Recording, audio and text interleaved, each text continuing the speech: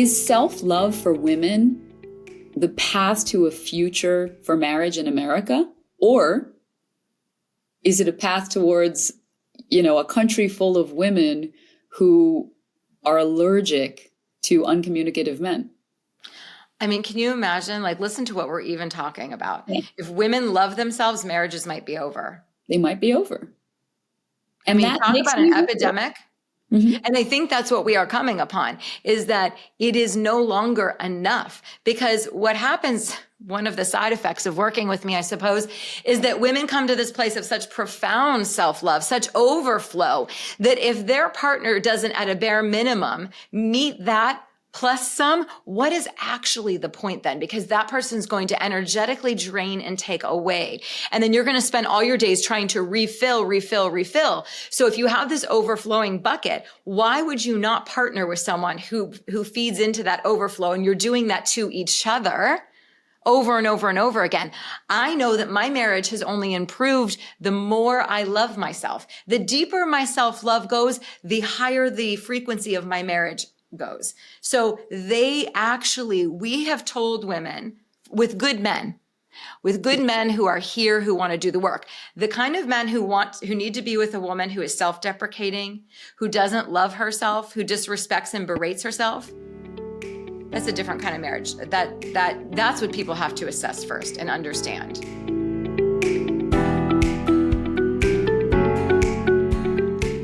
Dr. Amanda Hanson, also known as the Midlife Muse, is an author, speaker, and psychologist whose transformative approach to redefining the paradigm of womanhood has reached millions of women around the world.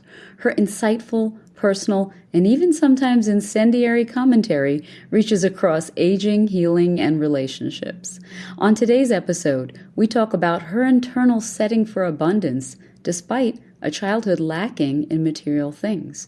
We discuss how her parents' divorce and her father's abandonment shaped her worldview and in part led her towards psychology, and how she was able to make the 5 days they shared together before his death seem like a lifetime and feel like enough. We talk about self-love, gaslighting, how the patriarchy hurts everyone, and why she feels called to publish her upcoming book, which is going to ruffle more than a few feathers.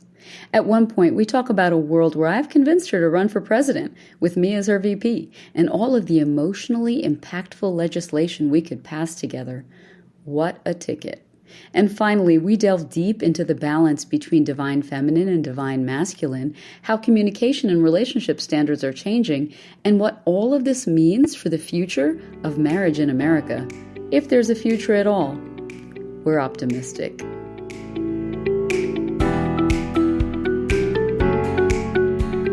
Welcome to the Release Podcast. I am so thrilled to have you on today. Now, should I be calling you Dr. Amanda? Should I be calling you gorgeous? Should I be calling you Amanda? What should I be calling you? What are we doing here? You can call me anything you want. Amanda is just perfect. Amanda works? Okay. Yes. There'll be a lot of background that I'll provide for people on the podcast, but obviously, you are a psychologist, an author, and a leading expert on how to age right, frankly, known as the Midlife Muse. And you're an authority on aging, beauty standards, and awakening self-love in the later ages and the deeper prime of our lives, which is how I like to think of it. But what a lot of people don't know about you is that, in fact, you did your postdoc dissertation on marriage, correct? Yes, I did. And I want to get to how the work that you're doing is part and parcel of the conversation I think we need to be having about the future of American marriage. Yes. But just for some context, I want to divide this conversation into a few parts because there is so much that, I think I could talk to you for 5 hours. I have gone down the rabbit hole on Dr. Amanda Hanson. And I want to talk about how you arrived at psychology, how you awakened and became your own midlife muse, because I know it was a process for you in the first place. And then finally, whether there is a future for American modern marriage, which is the big question I grapple with, having small children of my own and being post-divorce. So for a little bit of background on why I reached out to you in the first place, I spend very little time on Instagram. And generally I'm just trying to get rid of all the nonsense. But all of a sudden you popped up on my feed one day and I see this gorgeous silver hair and I see this energy that is just regal, playful, and super comfortable in its feminine, right? But it's womanly feminine, your womanly feminine, not your childlike feminine, not your girlish, pleasing feminine. And it made me smile. It made me smile, first of all, because I love your hair and reminded me of my grandmas, both of whom had long, luxurious silver hair, never even thought to color it. And also because, your carriage was theirs, but elevated, theirs, but the joy of play, the energy of play and all of that. And, it never occurred to me as a child to think they weren't gorgeous. I mean, they were absolutely gorgeous. Still in my mind, these women, these Indian women of a certain generation, they blow us all out of the water. I mean, I'll be happy to post pictures for anybody who wants to see it because they were just tiny little goddesses. No matter what was going on in their lives, they were self-contained islands. However, they helped raise me. And looking back on it now, I'm the age where they were already grandmothers, right? Where they had married off their daughters. They were considered wise. They were considered gorgeous. They were not considered sexual.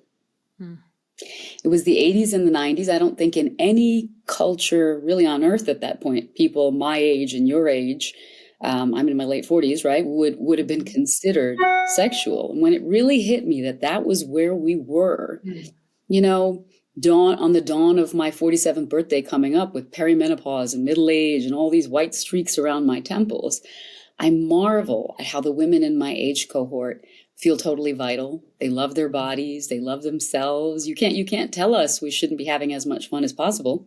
Yeah. And so it's in that context that I came across your posts. And, I dug deeper into this sort of self-assured reveling in being a woman. Then I dig even deeper and I had to finagle a chance to talk with you. So I'm so grateful that you made some time for this. And I have to tell you that I am never on LinkedIn. I do not interact there at all. And I was at my computer doing something and I saw the notification come through. And this is only the second time that I've ever responded to anyone on LinkedIn. The first time was an agent reaching out to me about my book, about the book that is now going to be in the world. And I believe so much in divine intervention. I believe that I'm meant to see exactly the right people as they come onto my path. So I thought that was interesting as well, because there are so many requests there, which I don't have time to go through, but the ones that pop up when they are meant for me to see them, I believe is where I'm supposed to be. So I'm thrilled to be here as well. Well, you know what? There is an eclipse coming. Right? And there's energy around an eclipse. There's transformation. I am in midlife myself. I spent about 25 years of my career in real estate, finance, venture capital, private equity, utterly unrelated to the things we're going to be talking about. Yeah. But I also have a side career, I guess you could call it, where I've written 4 books and I do a bunch of public speaking and my brain is just always busy. So I think there is some divine intervention to the fact that we're having this talk, and I hope we can help some people. As you say, you're not afraid of an elevated conversation. But let's set the scene a little bit. In this moment, you are a study, really, in the abundance mindset. And I almost don't even like that phrase because it implies people have to get a postdoctorate or something in how to be abundant. But I look at people like my mother, and it's just the way they've always walked through the world, whether they had abundance, financial, etc., or not at the time. But you really do radiate it. And I think people who just come across you in a minute aren't going to realize your backstory. This is not what you came from. Quite so can the you opposite. talk a little bit about your childhood and what you felt you had and what you didn't? Yes, it's interesting. I don't even think I realized that we were poor growing up because I came from a place of always seeing the glass as half full. I've always been someone who was very inquisitive about people and conversations and storytelling. I never focused on what wasn't there. And that has just always been the way that I viewed the world. So if we had, my mom and brother and myself were all just together this weekend because it was her birthday. And we were sharing that I have memories of a tiny little television. We couldn't afford to keep the heat on in certain rooms of the house. So there was heat in her room. And the night of the Grammys would be a big night. We'd all go into her room, sit in her bed. She would make one ham and cheese sandwich, cut it into 3 pieces.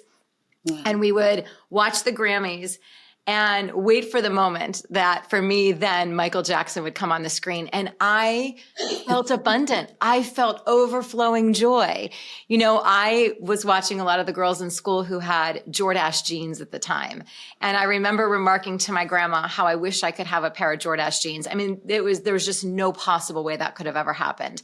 And that night, while I was sleeping, I was staying at her house, she took my jeans and she stitched the word Jordache in the pocket. Now, trust me, it looked nothing like the real branding, but I felt like I now had Jordache jeans. So I made those jeans feel like the real designer jeans, and I put them on and I wore them with pride.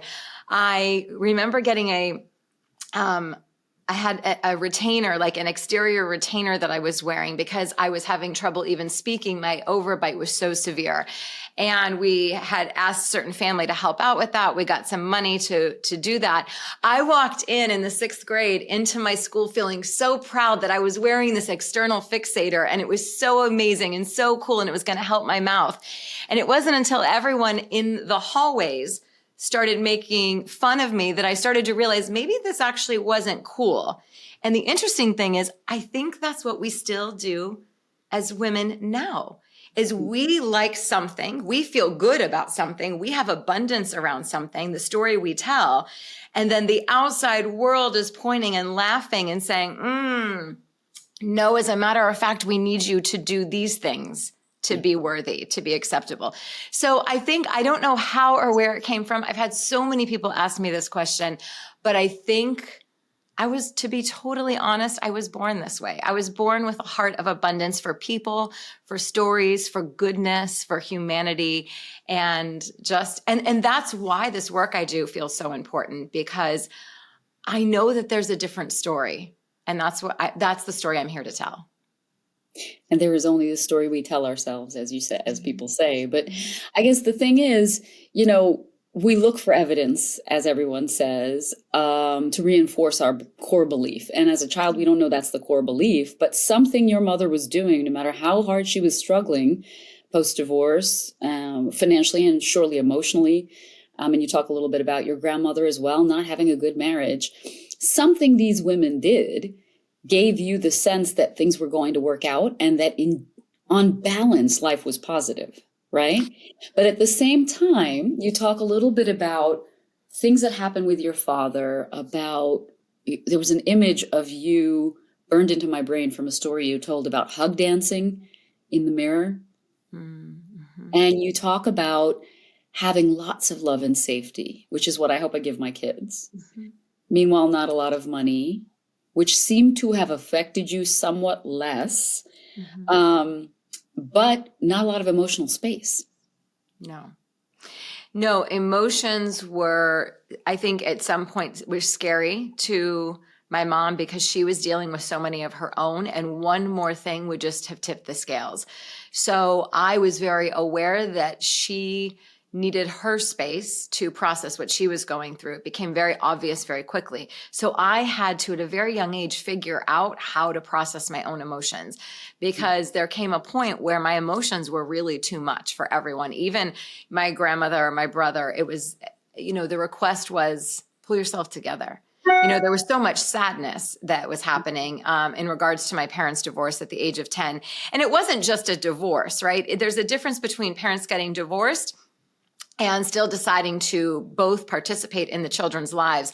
But ours induced so much trauma because my father only moved 3 miles down the street, and he remarried and had 3 more children, where he went on to be the coach of their soccer teams and the coach of the basketball teams, and extremely involved in their camping trips for school.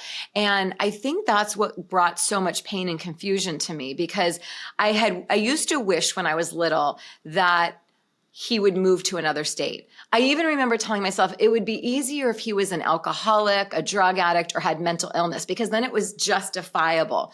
But this was truly choosing not to have me in his life, which I interpreted as a young girl. There must be something wrong with me. There must be something wrong why he doesn't want to have me here or in his life. And I'd ride my bike to his house and leave letters on the front porch that would go unanswered. And so eventually the message I internalized was, I'm not worthy. Mm-hmm. It's not that he doesn't know how to be a good dad. It's not that he's not capable. He's amazing. It just must be something about me. And then, years later, I was able to understand what the dynamics were behind closed doors and the choices he was making, which were adult choices to make a very clean cut and a clean break for sake of his second marriage. Mm-hmm. And I now understand that I was caught in the crossfire of all of that. And it was my then work to make sense of that and make a life from that. And I'll tell you what, I honestly can't imagine having had a different life, because I'm not certain I would be here doing any of this. Do I wish that I had the loving, tender memories of a father guiding me, of someone I could call when I needed that divine masculine? You better believe it. But I didn't. So I won't spend one moment being a victim around it. Mm-hmm. I look at the fact that I'm serving hundreds of women firsthand, but millions of women are reaching out to me. I have several million views every week. There's endless comments in my DMs of women thanking me for this work. So for that, I'm so happy that I turned this pain into my superpower and into my purpose. It's that phrase comes to mind where they say heroes and villains have the same origin story. Mm-hmm. It's always a failed or a lost parent. It's always a deep childhood trauma. And then there is a moment where that child decides how they're going to perceive it. And maybe they don't intellectualize it completely, but something in maybe 12, 13-year-old Amanda decided to see it as an adult choice and to maybe tuck away in her back pocket that eventually one day it wasn't going to be worth being angry about it. It was going to be worth doing something about it. But it makes me wonder a couple of things. And the concept behind the Release podcast was really that I wanted to talk with fascinating people that the world thinks they know, and then ask very simple questions, because there is this wellness and self-actualization manifestation industrial complex going on right now that will have you believing you have got to journal, and you have got to do your affirmations, and you have got to do your yoga, and you've got to ayahuasca yourself to within an inch of your sanity, and run off in the jungle and just puke it all out, right? Yes. In service to answering these big existential questions, which is great. God bless. I don't have time for that, nor do I have the energy. I'm 46. I want a nap and a sandwich. But I know that's what people are doing, and I think it's fine. But I also think many times they're not answering, and they're really frankly avoiding the simple, more loaded questions that they should be asking. So some of them that come to mind with you, and I don't want to spend too much time on childhood because I think the work you're doing is much more fascinating. But the two things that come to mind are, number one, what did little girl Amanda learn to believe about marriage? And I'm saying before you left your mother's home, before you went out into the world, what did little Amanda learn about marriage? I had this belief that marriage was not something that was reliable, that men don't stay, men don't tell the truth, men don't keep their word. And meanwhile, you've been happily married for 30 years, 25 years? 28. And I would say half of those were happy. See, and that's the reality. That's why people love talking to you. I just keynoted an event yesterday here in Manhattan, and afterwards the consistent compliment that I get is always, oh, it's just enjoyable seeing you up there on stage because you just talk about life and yourself. And that's what people really want, right? By the way, it was a real estate conference. Nobody talks about themselves at these things, but I do because I'm inappropriate. The other You're giving question, permission to all of them. I do. And also, then don't invite me back next year. Who cares, Yeah. The other question that comes to mind, and there's a reason for this, is what do you wish you knew about your father, and would it change anything? I don't think there's anything I wish I knew, because I did spend 5 days with him before he died, and he revealed a lot. So I think I had questions. I asked all of them. He answered all of them. So as a little girl, I don't know if there was anything I wished I knew as much as I wished he was just available for me. And you know, it's interesting, when I asked him all of those questions, and we did it in front of a therapist, because I wanted to be able to do it where someone could hold the space and he would not interrupt me. I didn't do it to make him feel bad. I did it to answer a few unanswered questions for me to understand. And interestingly, everything he answered, I already knew. I already surmised the answer as to why he wasn't there, how he put his head on the pillow every night, went to sleep, knowing that I was just 3 miles down the road and we were struggling financially.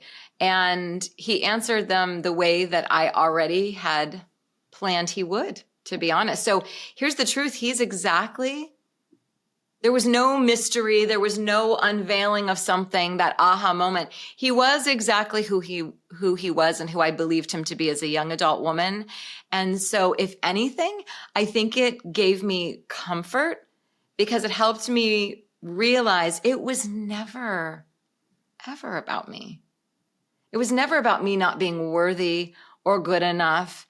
It was always about him not having the ability to be man enough to say to his new wife, I have 2 other children and they will be a part of my life. And if you are not okay with that, then this cannot continue. So the fact that he didn't choose me wasn't a reflection of me not being worthy. It was a reflection of his inability to stand strong and tall for what was right. And so that's what I imagined him to be. And that is what he revealed in all of the questions that I asked him. So you got that closure of at least having him say, I'm aware of what I chose in my life and how it affected you, my child. Yes. And he now, if anything, I felt profound compassion, because it was overcome with grief. You know, even as I would walk down the hallway, okay, I'll be right back, Dad. I've got to take this one to soccer practice. I'll be back in a few minutes. Here's your cheese and crackers. Sit here. You can watch the ocean. And as I would come back and forth, he would just sit there in awe, and he would have tears streaming. And he said, I have missed so much. I've missed so much, and I can never go back. And the pride that he experienced of the woman I had become. And he was only scratching the surface. 5 days barely tells a story. But in the end, I do feel, and here's the thing, he didn't change fundamentally, because just weeks later, he resorted to some of the old tactics of asking me for large sums of money, because he still believed he had more life left. He didn't realize that he was going to be passing soon. So what I do need people to hear is he did not change. We had 5 beautiful days together. I decided to make those 5 days feel like a lifetime of having a father. That is a choice that I made. So I didn't go back into, oh, look, he went back to his old tactics. He really doesn't care about me. No, I was able to, and some may call it delusional. I just call it a choice for how I want to live my life. Those 5 days were beautiful and amazing. And the littlest of details that most people would think were nothing, I made magic. And that's what I will carry. You chose to make it enough. You chose to make it enough for yourself. And not from a place of saying, but I'm lacking all the other days I didn't have, all the other conversations I didn't have. How old were you, and had you already gone through your training as a psychologist at that point? Oh, that was just 5 years ago. Yeah. So you had enough perspective from life. And, we could do a whole other conversation, although I know you don't have time for it, about closure. Those of us we're deep in midlife. We've been hurt. We've been kicked around. And so much of closure, I think people feel, hinges on seeing some shred of remorse in the other person's eyes. And I don't think we don't wait for closure to come from someone else. We decide to create the closure within ourselves. It's just the philosophy I live my entire life with, though. Just like I made those 5 days feel like magic, I make midlife feel like magic. I'm not waiting for the outside world to decide the truth about my life, because my womb holds all the wisdom. And if I take the time and I go there, I don't need to go and sit in ceremony somewhere else. I don't need to seek it outside of myself. I just sit with myself, and all of the magnificence and all of the wonder, all of the answers are already there. I just have to be able to go within. And we are not trained to do that, not by our mothers, not by society. We are trained to look for the directions of our life, the permission for our worthiness outside of ourselves. And so I'm so thankful that I have such a steadfast belief in myself and an unshakable just tenacity to continue to say, all of that is lies. All of that is distraction. This is the magnificence. It's in each and every one of us. But can you imagine if every woman knew that, tapped into that? I just ran an event the other day, and a woman said to me, I took them through a womb meditation for 15 minutes, and there were tears from everyone. And one of the women said, oh my gosh, I just went somewhere unbelievable. But it was within myself. Those 15 minutes, I just transcended into this unbelievable, lush garden of beauty. And I forgot that was always inside of me. And so that is the message, that is the work that I want women to hear. That's the call, that's the cry, is it's not in another syringe from Botox that's going to make you feel more worthy, more beautiful, chosen. It's never going to come from there. You are on a train you'll never be able to get off. And I love what you say about Botox, because I heard you talking about how you won't do it for yourself, but you don't judge anybody who does it, so long as they're not triggered by having an elevated, open, honest conversation about it. I have a 4-year-old daughter. She watches me get dressed in the morning, and it's really affected the way that I talk. She sits there, she watches me get dressed, and when she says, Mama, you look pretty, or Mama, is that lipstick, or Mama, whatever, I have to say to her on repeat, yeah, thank you, baby. Feeling pretty is fun, but it's not important.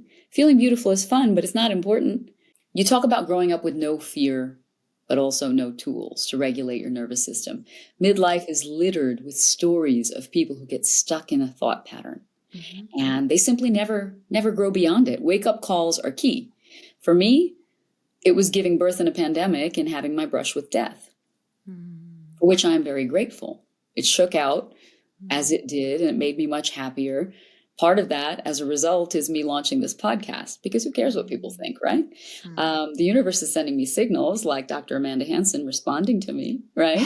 And I'm doing it because it does really genuinely bring me joy.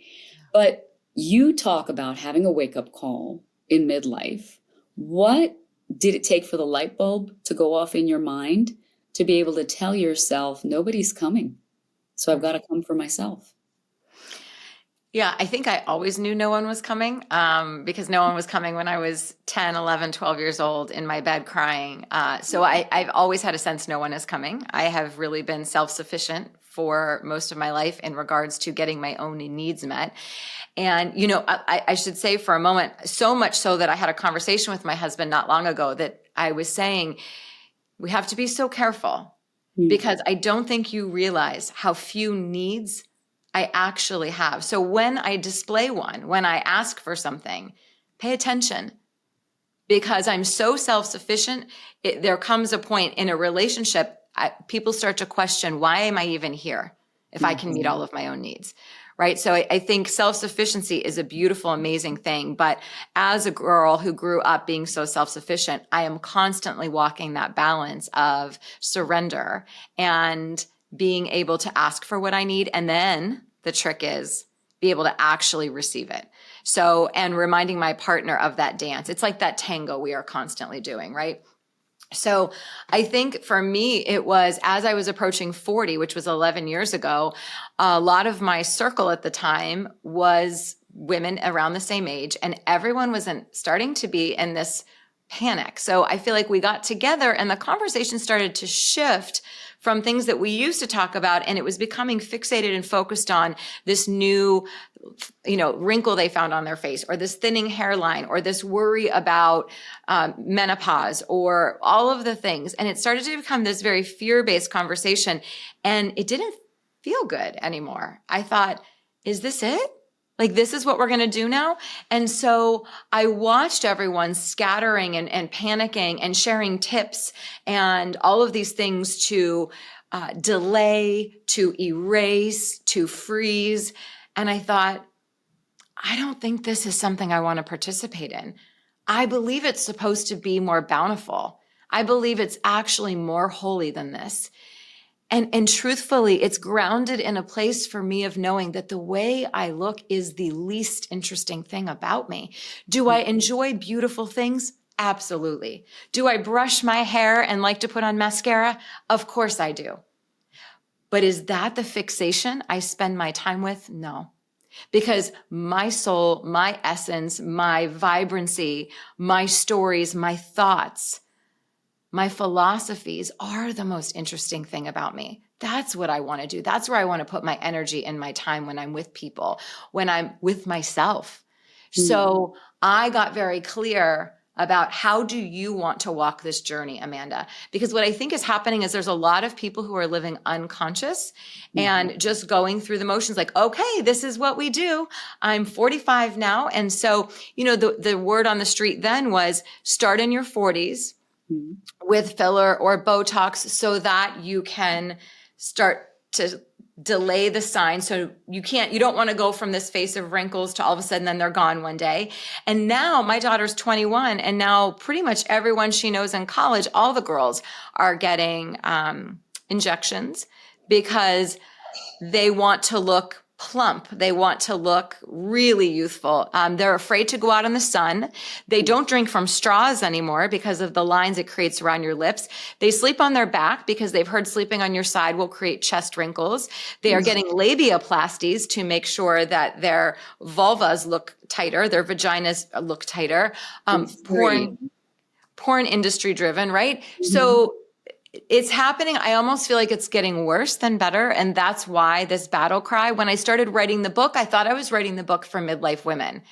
And halfway through, I had an epiphany and I realized, no, Amanda, you're writing this book for all women. Because when I go out on the streets in my life, anywhere in the world that I travel, the people who come up to me endlessly, who take photos with me, who start crying, who hug me, who start screaming, is girls in their 20s and 30s. And they literally say to me, I don't know if you know this, but you're my mom. I don't know if you realize you're the only sane voice that I listen to. I don't know if you realize, but I told my boyfriend that if he doesn't agree to my aging the way you age, that we may as well break up now. So women need a leader. We're looking around and we're like, where are the grounded leaders? Where are the women whose feet are firmly planted, solid like an oak tree? Where are they? I didn't find her. I'll be honest with you. So I became her. I became her for me first. And now I shared my message and so many people thought, Amanda, what was I, 47, 48, I think, when I went on to social media, and because it was private practice before that. And some people were like, oh, I think that's for younger people. I don't think anyone on Instagram or TikTok really listens to people past, a certain age. And I said, well, I'm just going to try. Well, I think my numbers, all organic, never ran a single ad. I think my numbers speak that this message, women are craving. Women are craving another story. I'm not saying, obviously, this is not the only story, but we need a more sane narrative because we're losing our damn minds. We are losing our minds. And, I love that the younger women are coming to you. I love that they have somewhere in the mess of all of the ridiculous information social media has fed them, they are looking for kernels of truth, and they are looking for women who can be direct. That makes me so optimistic for my own daughter and for the future of women. But women in middle age, a lot of whom you work with, are going through midlife, they're going through divorce, they're coming out of it, they're waking up and they're basically thinking, the coping mechanisms that I created for myself in my childhood no longer work. Because what looked like getting on with it and getting the job done as a 12 to 15-year-old looks a lot like self-censorship now, right? And now we're finding our voices, and it sounds ridiculous to people who know we're on public boards. We have so much money. We broke ceilings. We did this, we did that. Meanwhile, we were still self-censoring. And the ability to sit with a boyfriend, a partner, a husband, and say, guess what, sweetheart? This is me. I'm going to be aging. And don't you ever even say the word Botox around me. Is a beautiful thing, but also being able to say it to yourself would be the first step. What is the relationship between self-love and self-censorship? I want to answer that, but I do want to go back to something I just heard you say, that, we sat on boards, we broke glass ceilings, we did all of the things, and we were self-censoring. I think that we were two things. I think that we were playing by the rules of the patriarchy and calling it success, as long as we were doing it under the guise and the rules that were set up for us, right? And let's be honest, there were some women breaking glass ceilings and making a lot of money for themselves. I'm in the trenches, and the average woman, that is not her story. So the average woman is not given those opportunities because of needing to because of childcare expenses, right? Or so many other things, or because there's one seat on the board table. And I'm not taking away at all from the women who take those places. My husband is a Fortune 500 CEO. We talk regularly about what this looks like in the world for his business and his leadership, and the way he restructures all of his, boards, the way he restructures his leadership team. Would he be thinking that way as a white male if he was not married to a woman who was not bringing these conversations to the forefront and saying, well, it even gets to be better than that, rather than it getting to be the amazing story? It gets to be like yesterday, he came home. He rang the bell yesterday on the trading floor at opening, and he said that woman who was standing next to me was the second woman ever to lead the floor. And I said, he's like, isn't that amazing? I said, no, that's amazing. Yes, for her, but actually sad that she's the second in history. Do you understand how I hear that and experience that versus how you see that? He sees that as like, wow, we're making strides. And I say, why are there not more? So, right. It's having those conversations. And that's where I think self-love comes back to, what you were asking a moment ago. It's, I love myself enough to not censor myself. I love myself enough to show the truth of who I am in every room that I walk into, because I'm not seeking outside of myself for approval or directions to my life or worth. I am anchoring and sourcing from this place inside of myself that says, this is what I believe to be true for myself. This is what I believe to be true for all women. And so from that place, it would be a complete betrayal of myself to say, oh yeah, that's great that second woman ever. Or to say, yeah, you know what? I think he might find me more attractive if I did have my hair dark black again. Or no, I'm not. I'm teaching people how to love me. I'm teaching even my partner, if you want to continue being in relationship with me, this is what it will look like. Just as I have loved and accepted your natural aging as a man, I'm not going to have a double standard in this marriage where I'm expected to do things that you're not expected to do. And you can choose to like that or not. That gets to be your choice. And then I get to decide what I will do with that information. Right? So self-love is not betraying what feels true to me, but we don't even know what's true to us because we don't take the time to become conscious enough. So many of us are unconsciously moving about life like, okay, I got to do that. I have women deconstruct all of the things they're doing in their life. And I have them look at them one by one and say, who told you, or where did you learn that you needed to do that thing to be worthy? right? And we have as women have been gaslit for so long. I mean, I just wrote my entire book based on the patriarchal system that was created thousands of years ago. And we've been gaslit for so long. We've been removed from all the religious texts. We've been removed from all leadership because of our power and the fear of our power. That is why we often don't even trust ourselves. Why we don't even know which end is up, because we have been raised by generations of women and a system that tells us, don't worry, you don't need to know. Just be pleasing, cook a great meal, don't have too big of an opinion, and don't be bloated, have sex when they want to, but you're not supposed to be sensual, but you're supposed to please them. We've been gaslit to feel anything. So it is no wonder why so many women don't even know how to source from within, because they don't trust themselves. Well, and you talk about the peril of centralizing men and centralizing romantic love. I love that phrase, centralizing. It makes it very clear to me that it's an active choice. What we centralize as having importance in our lives. And eventually you centralized your career and your passion instead. This idea that you had enough confidence to know that if you filled yourself up, there would be overflow. And that overflow is what will feed your marriage and what will feed your children. You feed, emotionally feed everyone, so that it's not waking up and thinking about them completely at the expense of yourself. What do you think is holding most women back from centralizing themselves? The belief that they're not worthy, the belief that it is selfish, because again, if we look back at religion and culture, we have really raised women to be selfless, to have no sense of who they are, only to be in servitude to everyone else. And we have looked to our mothers and our grandmothers often who did that. And we think, well, this is the way to be a good woman. This is the way to be a successful woman. This past October, I was near the completion of my book, imagining relaunching my podcast, which is relaunching May 1st, serving so many clients, creating community, speaking in front of 300,000 people on the Tony Robbins stage, like one thing after another. And so much magnificence happening. And my mom, who I've since moved here to be closer to us, came to my house that day, and she was shocked that I hadn't decorated the front porch for Halloween.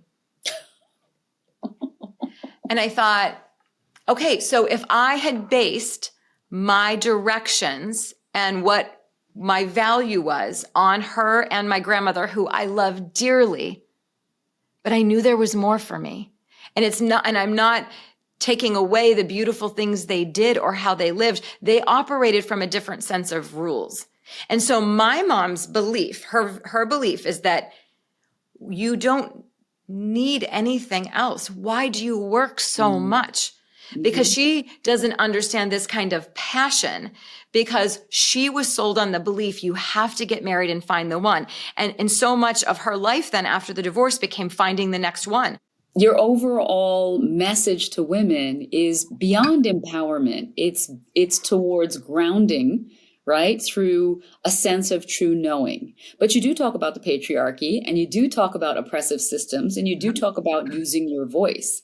There will be men who are threatened by that. Obviously, men who won't take the time to read the book or do the research or understand. But do you think that this focus on self-love is going to be a threat to the institution of marriage? Or do you think it's going to be a threat simply to the men who are unhealed? It's only going to be a threat to the cheap storylines of women in servitude. So I would not be interested in a man who did not want to have conversations about me caring for my passions, myself, my life as much as them, right? So just as I would never ask my partner to make me the sole focus and priority, because that's a very slippery slope. There is no human being who can fulfill one other human's being needs and be everything to them. It is such a fallacy that we have raised women on, that knight in shining armor is going to come.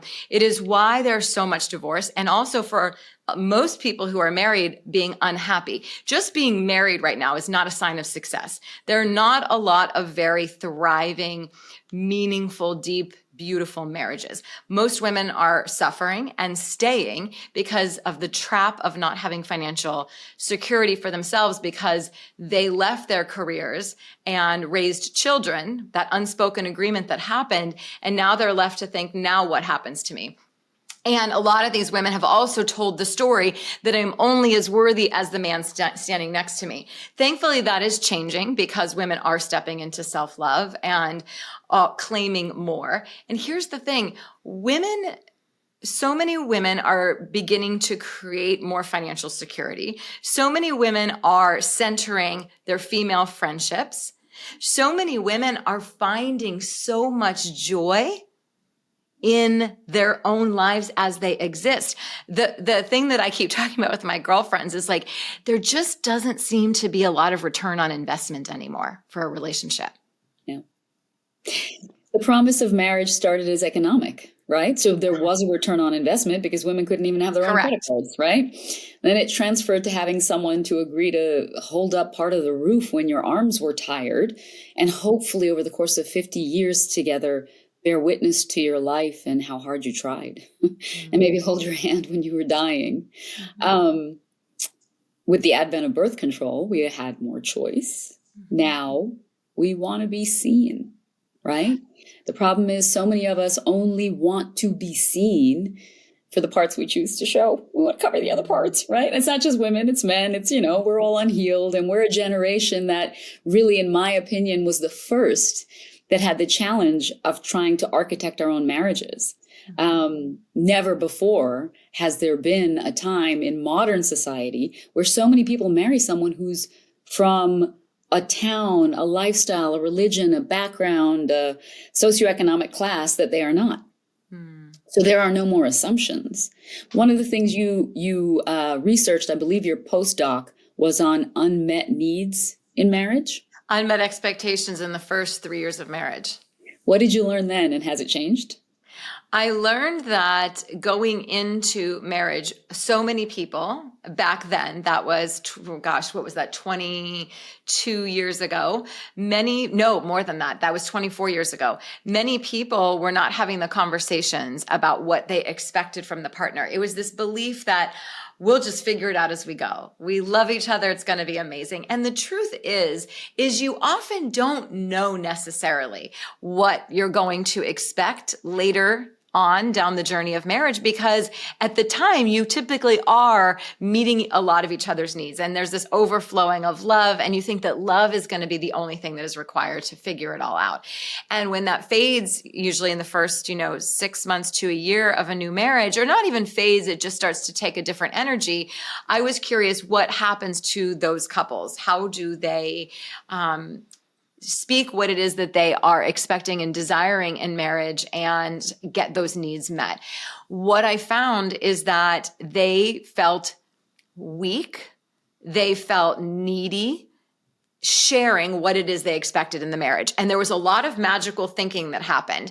This thinking about like, well, maybe if I sit a certain way, or I am distant for a little bit, they'll figure it out. There was a lot of game playing, as opposed to the powerful vulnerability of being able to say, you know what I really desire right now? Or what I want to talk about this, and I have a whole way of teaching women how to communicate to get their needs heard, respected, and then honored and met. And so it was the inability to become powerfully vulnerable, and then the inability to communicate verbally what it was they needed. So a lot of this thinking that they will just figure it out. And so I think one of the most beautiful things we can do in marriage is, or any relationship, even with our friendships, is be able to ask for what it is. People love clarity. Mm-hmm. And I think the reason we often don't ask is we're afraid that the answer will be no. So I always say to myself and my clients, be willing to hear no, but don't not ask because the fear of no. The no is just evidence. The no you get to decide upon. If it's always no, then you have something to work with. But I think women often are married to people or in relationships with people where the thing they so desire will be met with a no, I cannot, or no, I don't want to. And so they fear hearing that. So they have all these unmet expectations that they eventually grow resentful towards the partner, and they never actually get spoken. And so now we're in an energetic mismatched relationship where all that time you could have been aligning or calling in the person that was meant for your life. But women just waste decades being, magical thinking that then results to resentment. So victimhood is killing relationships because people go so far into the victim mentality that they tell themselves it's not even worth asking to have their needs met. It could be victim mentality. Again, in the work that I do, women are always like, well, my partner, this. And I say, stop. I don't care what your partner says, what your partner does or doesn't do. What I'm most interested in is why you allow that. Why you have continued to stand in the room when he speaks to you that way, why you have not set boundaries, where you learned that type of interaction is okay. I'm not interested in the A, B, and C of your partner. I don't want to hear, I was running a mastermind last year with 25 women in it. And we have a Voxer chat in addition to our meetings where they can come and ask questions on the daily. And we were fairly new in it. We were only running for about 4 weeks at that time. So these women were fairly new to my work. And 3 different women had come in that day and asked a question. Maybe more than 3 had come in and asked a question about my partner did this, this, and this. And I took the Voxer and it's voice recordings, right? And I was like, stop. Mm-hmm. I want you, before you pick up your phone to record a message in Voxer, I want you to stop this blame game. I want you to look at yourself. Okay, you want a question about that interaction? Great. The question should be, why did I allow that? How could I respond differently? How did I get here that I thought for the last 12 years that was even okay? The question should be, do I want to continue to be in a relationship where I am treated in this way, where I am dismissed, where I feel devalued, where I feel invisible? So I think that the question is I'm less interested in what your partner said and did or his or her behaviors. Tell me about why you allow it. So I love that you put the focus back on the woman because you always want to be focused on herself. Radical responsibility. And I don't do victimhood. And radical self-love, right? You're mothering your own wounds. You're being the adult you needed, right? If you go through your workshop, that would be the goal, is that you give yourself the love you needed and you no longer need anything external. Is self-love for women the path to a future for marriage in America? Or is it a path towards, a country full of women who are allergic to uncommunicative men? I mean, can you imagine, listen to what we're even talking about. Yeah. If women love themselves, marriages might be over. They might be over. And talk about an epidemic. Mm-hmm. And I think that's what we are coming upon, is that it is no longer enough. Because what happens, one of the side effects of working with me, I suppose, is that women come to this place of such profound self-love, such overflow, that if their partner doesn't at a bare minimum meet that plus some, what is actually the point then? Because that person's going to energetically drain and take away. And then you're going to spend all your days trying to refill. So if you have this overflowing bucket, why would you not partner with someone who feeds into that overflow, and you're doing that to each other over and over and over again? I know that my marriage has only improved the more I love myself. The deeper my self-love goes, the higher the frequency of my marriage goes. So we have told women with good men who are here, who want to do the work, the kind of men who need to be with a woman who is self-deprecating, who doesn't love herself, who disrespects and berates herself. That's a different kind of marriage. That's what people have to assess first and understand within themselves is, do I want to, a lot of my work is about midwifing ourselves. When I had birth with my children, I used midwives, and I taught natural childbirth for 10 years. And I talk a lot about the process of the pain that we go through in literal childbirth. And I use that metaphor of how my midwife was by my side every time I was like, I can't. She's like, but you are doing it. And so with every breath, I'm like, I just don't know. But you're doing it. right? How do we learn to midwife ourselves through our own life, through the pain, so that we can birth this new version of ourselves that says, oh my gosh, everything I said yes to, everything I believed I needed was built on a really unstable foundation of patriarchy. Now listen, patriarchy hurts men as much as it hurts women. Show me a man who would not want to have mind-blowing, soulful, beautiful, regular, orgasmic sex from a place of profound desire initiated by the woman. A woman who is also profoundly in love with her career, who radiates this magnetism because she loves her body so damn much, not because she is going and having things done to it, but she's in honor of what is. A woman who is his counsel, who sits with him and helps him become better as well, who knows when to lean back and take his leadership, his divine masculine leadership, his hand on the small of her back. Show me a man who wouldn't want that. I just don't think men know that that even gets to be an option. They've also been raised to fear those kinds of women, the all-powerful woman, the witch, the wild woman. But in fact, she is our salvation. She's the salvation of this world that is burning. She's the salvation of the foundation of marriage. She's the salvation of this country. She's the salvation of every big business. She is the salvation of every home, of every child. Every beautiful emotional thing that has happened in my life and within the context of my family and our businesses has come from this wild woman who is untamed in the way she shares emotional leadership. We need women to become the emotional leaders. Aren't unhealed men afraid of that woman because they can't level up? I don't know if I want to believe that misnomer. I think that men have often been stunted emotionally because we were raised to be pleasing, be beautiful, get married, find someone. Mm-hmm. They were raised, don't cry, man up, make a lot of money, be a good provider, protect. And so they just have not been led differently.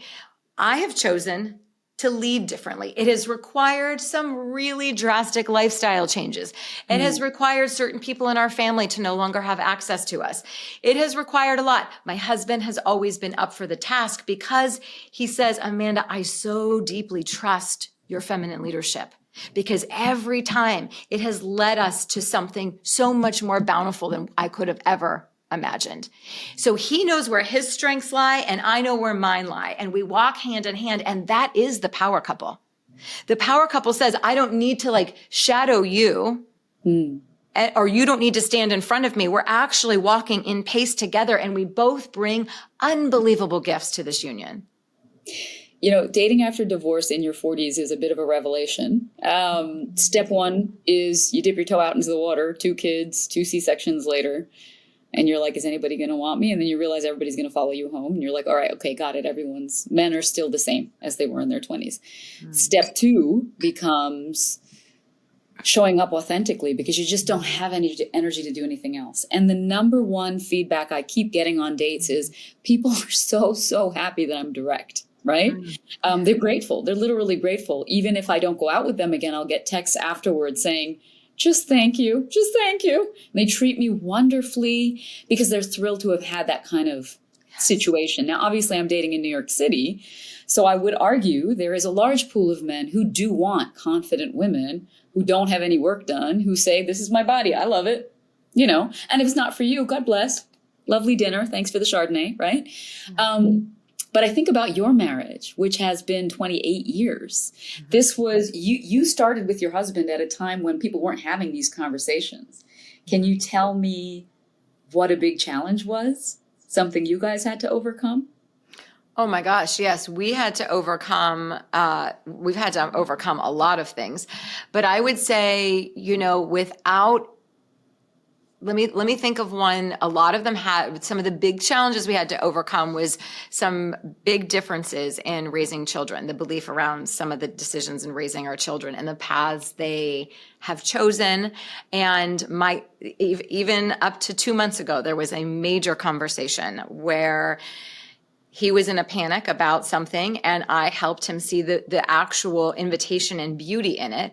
And now he's in this place because There is a way in which you could go down a path that could sever relationships with children if you expect them to be something, if you had a vision for their life, right? As opposed to, and I said to him, like, you can't just give lip service to, I want you to follow your dreams when the dreams no longer align with the dreams you had for them. Right. So those have been a lot of the really hard parts in our marriage. Prior to, in all truth, and nobody wants to hear this, but prior to having children, everything was pretty blissful. Having children in 2 careers, if I'm being totally honest, and I think we have to be more honest about these conversations, it did create a wedge because he still had a lot of needs that I think were not able to be met, because if I'm working and raising children and exhausted, there has to be a renegotiation of what this is going to look like for a period of time. And it's just the reality of it. Most people I talk to say they noticed a change once the children were born. Now, of course, we don't tell kids when they're born, we're getting divorced because of you. It's never because of the children, but it is a complete and utter lie to say that having children does not change the marriage. It absolutely does. And this renegotiation requires an emotional facility and ability to communicate. And so I go back to, for people who are of our children's generation, who are growing up seeing conversations constantly about toxicity, conversations constantly about narcissism, conversations constantly about abundance mindset and self-love and all of these things. And many of these children are seeing their mothers and fathers go through major changes in midlife and transformations. What do you think modern marriage will look like in 25 years? I think that we can reimagine it in the most beautiful way we've never imagined it before. I really do. I think that there are so many beautiful, amazing men. I raised 3 of them. There are 3 phenomenal men walking in the world who are single, who are divine masculine. I have a phenomenal husband. I know it is possible. I know many of his colleagues who are divine in their leadership. I have an incredible brother. I have brother-in-laws. I know there are incredible men out there. But if we are in the belief as women and in the energy that they do not exist, that is all we will find on our path, because we are constantly finding the evidence to match our beliefs. But I like to hold the belief, just like the aging process. I decided to hold the belief that this is going to be the most incredibly powerful, exquisite journey of my life. I decided that. And so then guess what happens? That's what then follows suit. Everything in my field that is attracted to that message shows up on its path for me, just like you showed up, right? This is how these kinds of divine moments happen, because I didn't abandon myself. So if you are a woman who is single and you are building self-love, if you walk in the world with the belief there are no good men left. There are no men who want to play at this higher level, who want a woman who's deeply in love with herself, then that is all you will find, because that's what you're a match for. I refuse to believe limiting beliefs. I am a match for greatness. That's why great things happen in my life. It doesn't mean I don't have heartbreak. I even turn heartbreak and pain. There's a lot of pain. There's a lot of hard things happening behind the scenes. But I still turned it into greatness. I still turn it into the beauty. And there are lessons in everything. And that is how I decide to live. So we can choose to tell the story, there are no great men. And that's what we'll keep finding evidence for. But I believe there are. And here's the truth. Eventually, the pendulum always swings back. Eventually, men are going to recognize, if I want that kind of a woman in my life, then I'm going to have to step up. I talk to men who are single, that are in our friendship groups, who are dating, and they are deeply lonely. They are profoundly worried about finding a woman that would provide all of those things for them. So I think we just need to give men more credit. I think that we and have the amazing, curious conversations. Even on those dates that you're never going to see the guy again. I encourage women to ask questions, because you never know the indelible mark you will make and the change that will percolate within them just on 1 or 2 questions from curiosity. I think we can be so critical in how we think about men and look at men. What if we started being more curious? as to how the patriarchy's harmed them? What if we're more curious about what they're afraid of? What if we open conversations from a different lens? I think that there is potential, and I don't necessarily believe marriage is the only way to have a family, to have at all a fulfilling life. I'm not here to say pro-marriage, anti-marriage. It's to each person, right? But what I'm talking about is partnership and being able to experience divine partnership. There is, look, I have fun on every single date I go on. I'm going to have fun inside a cardboard box by myself. It's what I'm going to do. If you're with me, we're doing that anyway. And I find myself constantly asking people, is it lonely? Men, by people, I mean men, people. Is it lonely? The majority of people who I meet are divorced, and they're in their 50s or 40s and 50s. And I always ask, and I can see them visibly go, well, I don't think about it that way. They'll give you a bit of an intellectual answer, but their body is telling you something about it and about how they're trying to tell themselves they're okay with it. I think that's for women, and I think it's for men. When I say marriage and future of modern marriage, maybe what I'm really talking about is the future of fulfilling union. Because there are countries like Iceland where, 70% of children are born to single moms, and happily, because society no longer requires it, but also society becomes the village and everyone helps everyone, which sounds pretty idyllic. I know I couldn't be raising my children without the huge community that I have all around me. But when I talk about the future of American marriage, I think about what's been distilled in our generation. And I think what we've distilled is really what could be the best part of marriage. It's supposed to be about being seen and having someone really bear witness to how hard you tried in this one little life you had. I think you're right. It's not going to happen without some vulnerability. But are you optimistic? I am optimistic. I really believe that it is possible if we have these kinds of conversations more often, as opposed to the types of conversations we're seeing. It's so polarizing right now. There's that trend for the trad wife all over TikTok right now. And then there are the extreme in the other camp of never going to even go on a date with a man again. And I think there's somewhere beautiful in the middle. I just think that if we are willing to not settle, not settle for ourselves. But here's the thing is, like, we can't, I have lots of women who are like, I want this man who's going to see me. I want this man who's going to, all the things, right? And I say, okay, hold on a second. Do you see yourself? You can't want from somebody else the things that you don't even know how to give to yourself. So the first place for healing, I have women make a list of everything they desire in a future partner. And then the way we heal is one by one. I teach them how to give those things to themselves. You can't go out and look for and then be able to really receive something that you're not even comfortable with the frequency of yet. And then if you do go out and find it, you will become painfully dependent on it because you believe it only comes from outside of you. So I see women right now staying in really bad relationships because that one dry breadcrumb is better than nothing at all. They try to tell themselves that that is a feast because they believe if that relationship ends, they will be starving. And so I'm helping resuscitate them to understand they can give themselves the entire banquet. They were raised to believe they couldn't, but it's their birthright.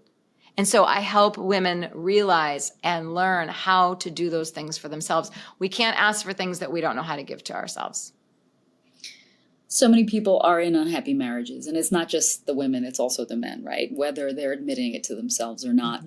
What is the story that you think most people need to stop telling themselves? That if my partner changes, everything will be better. Because it's always someone else's fault, right? Right. Yeah. Every time I want to point a finger at my husband, every time I now pause, and this is only for the past 15 years. I was not always operating like this. And I still catch myself sometimes going in, but I'm so much better at it now. I'd say I'm 90% there. But every time I want to point the finger, every time I want to accuse, every time I want to blame, I take a deep breath and I say, okay, hold on. How could you see this differently? Where is your responsibility in this. Sometimes my responsibility is I need to go and talk to him about this thing because it does not feel good.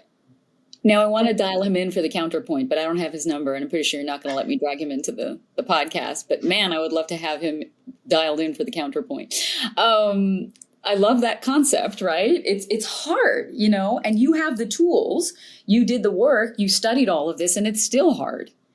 When I think about what people are going to do as these things continue, I just wonder if we have the tools as a generation to do this, or if we're just talking about it in therapy speak, right? Mm-hmm. I mean, the fear of going deep enough to do this and then finding out that actually, if you learn to love yourself enough, maybe the person you're with isn't going to agree, right? Then you have to be comfortable. Very often that happens.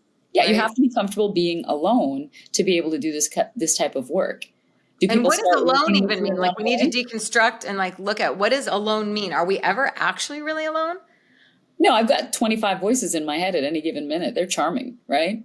But that's because I'm entertained by them. So I'm never alone. And I don't think you're alone because I think your inner voice is good for you. Oh, it's my most favorite, you know? I mean, the greatest love of my life is myself. I love it. And you say it unapologetically. I love it. You know, I am a writer and I've written fiction and nonfiction. There's an idea that I had and I thought I'm going to run this by her. So picture a world where it's President Amanda Hanson, right? And I'm your VP. Mm-hmm. Somehow everyone came to their senses and voted us in. It was the most beautiful, joyful ticket, right? So nobody could resist us. And so we won. And we're in the White House. And I present to you a bill. And my suggestion is forced emotional maturity service in America, sort of akin to forced military service in Israel, a ballot whereby everyone in America has to have a starter marriage.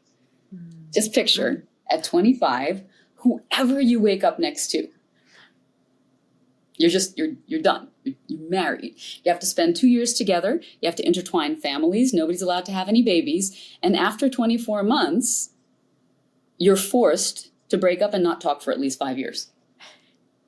What do you think? Well, I'm curious, what would be the reason behind that? What would be the...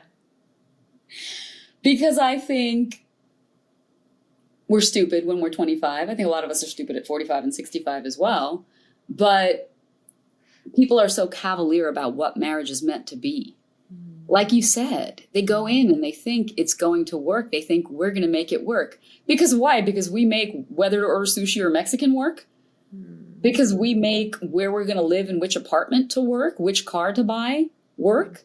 You have yet to have any real compromise. If you spent 2 years with someone, you would find out that in fact, them leaving their dirty shoes around and stinking up the apartment is symptomatic of them not respecting your need to have peaceful home environment, right? I'm just giving you an example, right? Exactly. Or you see after 2 years that their need to comment on another woman's physical appearance is not at all changed by you actually getting vulnerable and sharing with them, hey, you didn't know this, but when I was young, I was 300 pounds. I don't know, whatever it is, right? Right. I think if we propose that, we may never be in marriages again. I think like the most amazing thing would be what I thought you were going to say was that you would enact something where we had to every year of the school age for people who are in school from, you know, kindergarten, even preschool, kindergarten on, every year that there was an emotional literacy program. And then that there was some kind of certificate that you needed to graduate with before you could enter into a marriage. Oh yeah, that was part of the ballot, by the way. There was a required license sign off to get married, kind of like you need a license. You have to take like a driver's test. You have to take an emotional non-insanity test, and it needs to be signed off on by at least 3 psychologists to say that you're not going to totally destroy someone emotionally before you get married. So if you and I could just put that out there, then maybe we'll manifest us on the ballot, right? Let's womanifest.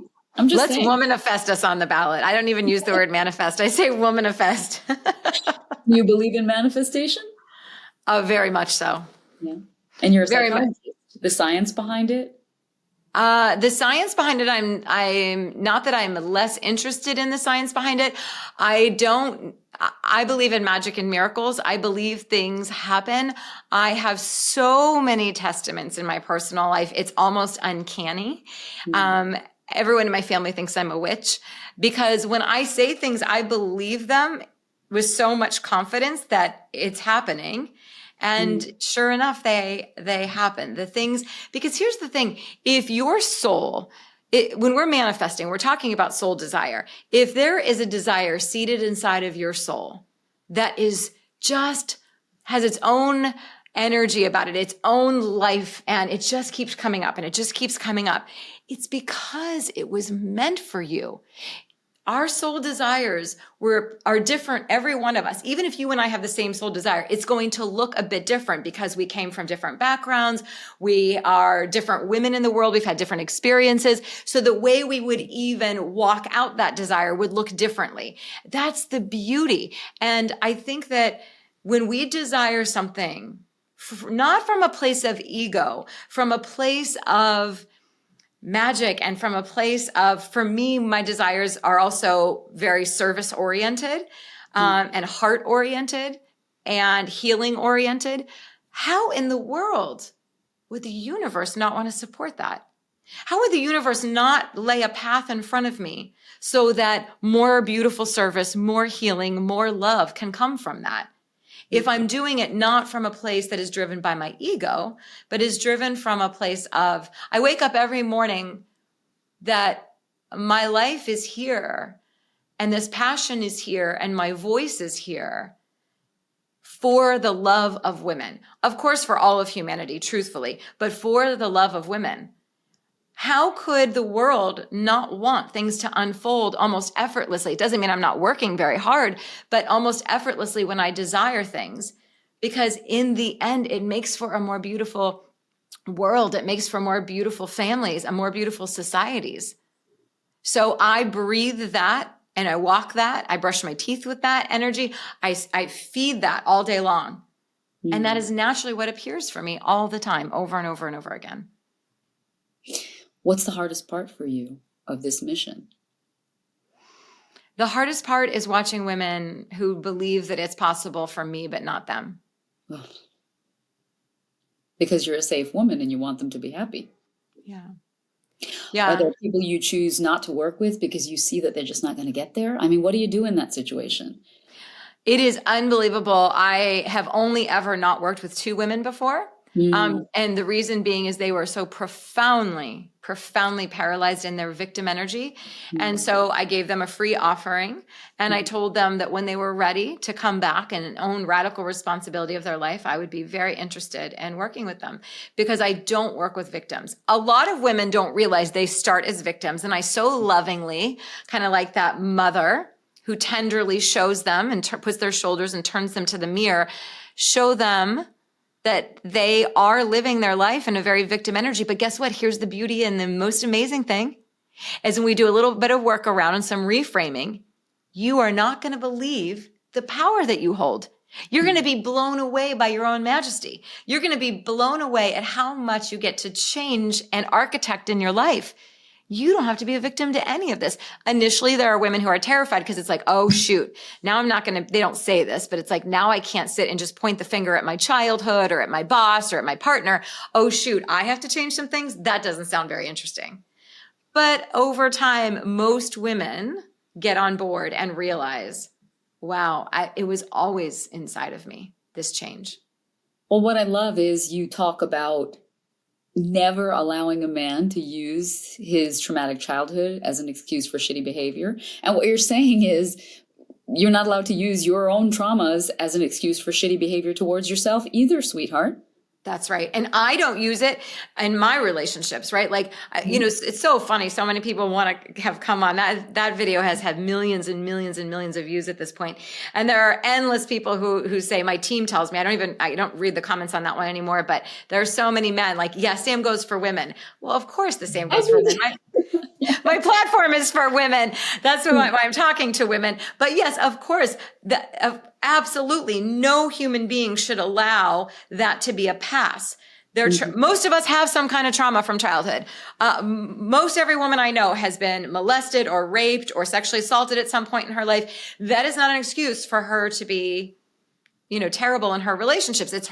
We are never responsible for the things that happened in our childhood, but we sure as hell are responsible for what we do with them now as adults in our life and the healing around it and the way we show up in our relationships. We are responsible for that. I think so much of it is the importance of your back getting pushed up against a wall, right? I don't know what that bubble is that keeps popping up. Maybe I'm going too far away from my microphone. I don't know. Oh, maybe that's what it is. But I mean, so much of this awakening, this midlife awakening, has to do with having our backs pushed up against a wall, right? We go through these crisis moments. I gave birth in a pandemic, got a divorce, and woke up completely allergic to cognitive dissonance in every aspect of my life. And I'm working on a concept called the ultimate permission slip. I give this keynote speech about the 3 different levels of permission and how most people, they hit level 2 where they find external proof that what they want to do is okay, and they go to level 2 to die. And level 3 is, it will be fine because I will make it okay. And I trust myself and I trust the universe. And so you leap and you know that the world and yourself and your network and source energy will rise to meet your feet. And guess what? It always does. Now, obviously, I'm very privileged. I live in a certain corner, tiny, wonderful slice of society. But I think there's a truth there, right? To the universe will conspire to raise the ground to meet your feet if you leap. Mm-hmm. So Absolutely. much of what you talk about, people don't understand, is not about just women. It's about healing all of society, but starting with the fact that we are the creators. And if we can create more stability for ourselves, we can basically fortify society, right? I go back to marriage and I keep thinking about, this conversation has made me feel more optimistic about what marriage could look like when my daughter's getting old enough to consider bringing someone home for my approval. Can we talk about your book? Yes, absolutely. Okay, tell me, and what do we need to know, and how is it going to change us? What we need to know is that this book will stir an inferno. This book will, at times, you will slam it down and refuse to come back to it. This book will absolutely ruffle feathers. I'm saying some things that are going to be hard for women to hear, and I fully own that.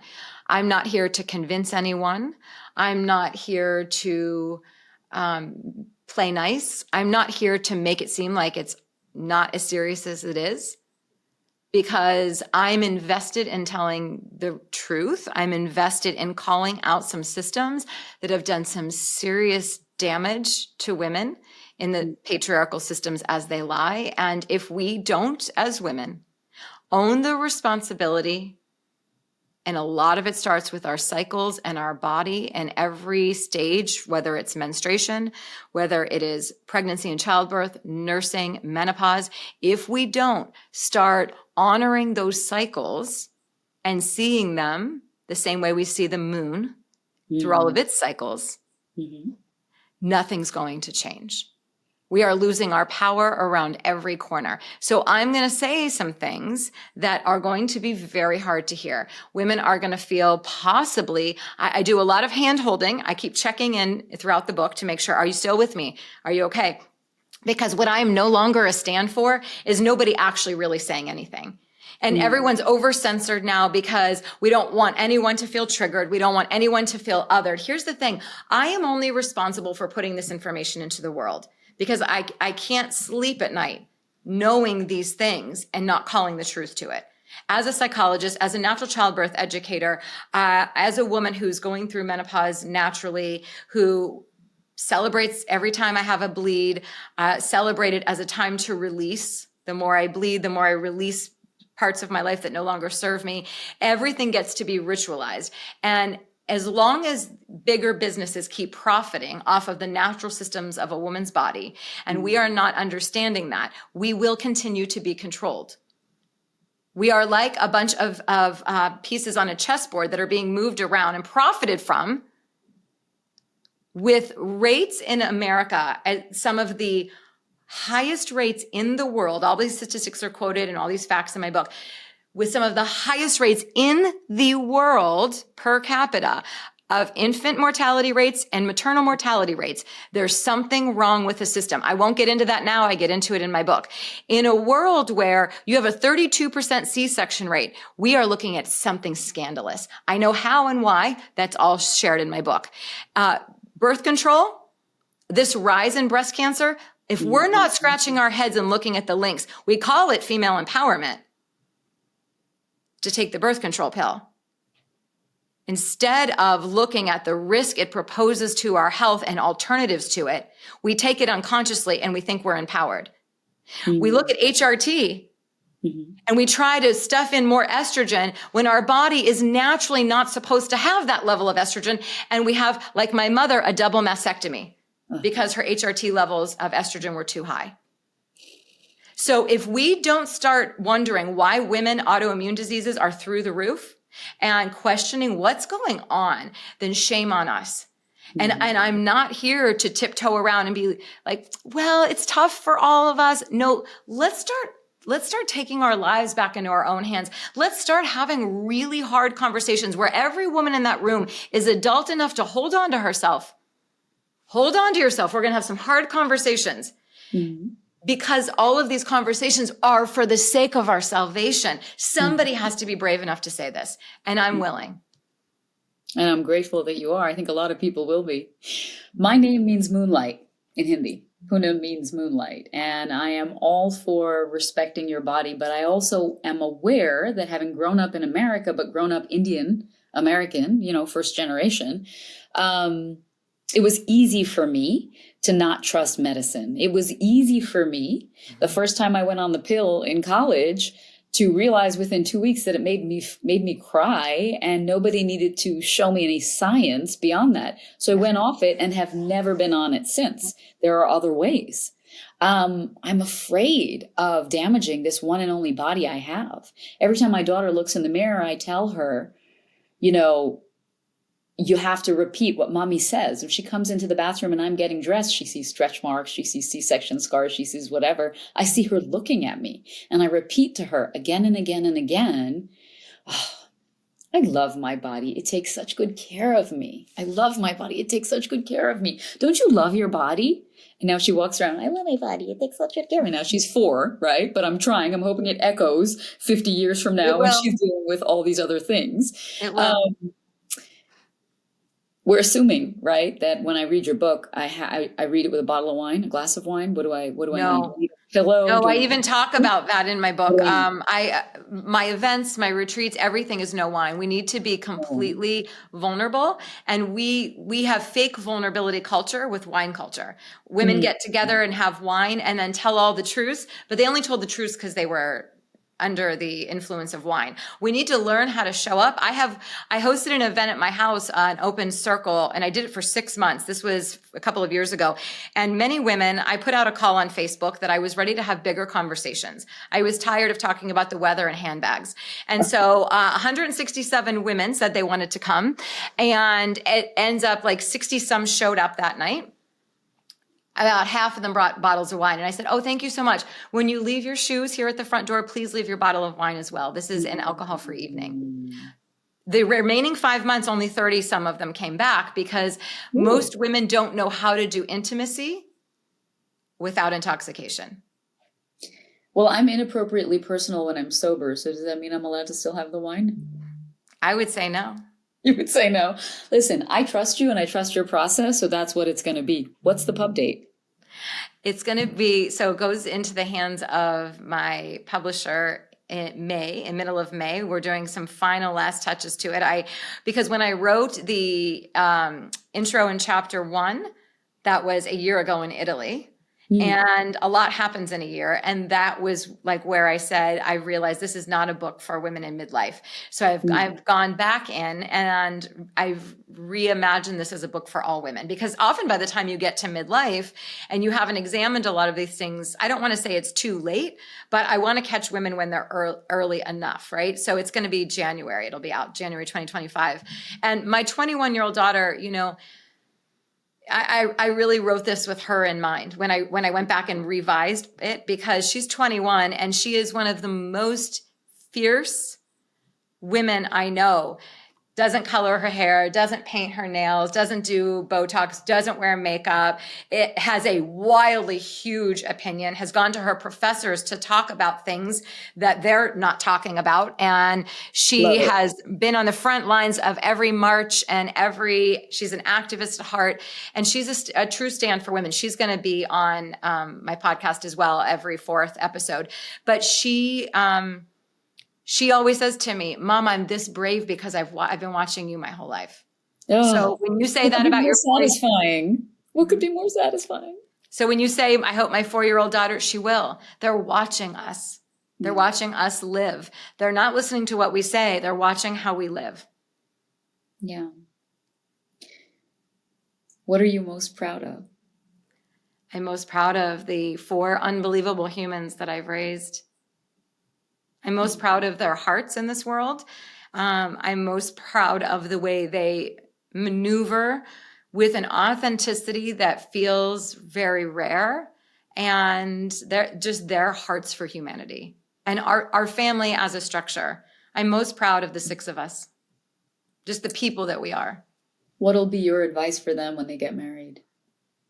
My advice for them is don't betray yourself. For all of them, for boys and girls. There's no difference in the advice that you're giving. No, I have 3 boys and 1 girl. And for all of them, I will say, don't betray yourself. Wow. Thank you for joining. You're so very welcome. Thank you for having me. It's been such a beautiful conversation.